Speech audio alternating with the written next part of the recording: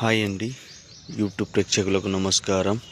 మీరు చూస్తున్నది మరుగుమందు తయారీలో ఉపయోగించే మూలికలండి.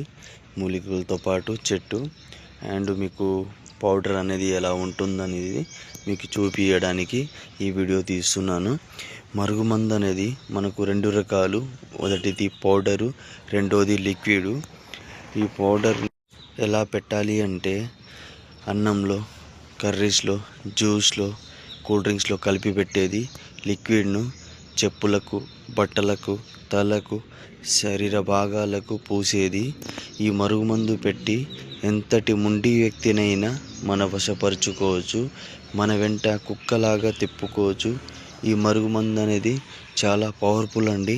ఈ మరుగుమందు ఎవరికైతే కావాలి అనుకుంటున్నారో పైన గురుగారి నెంబర్ ఉంది, ఆ నెంబర్కి ఫోన్ చేసి మరుగుమందు అనేది తీసుకోగలరు. ఈ మరుగుమందు ఎంతో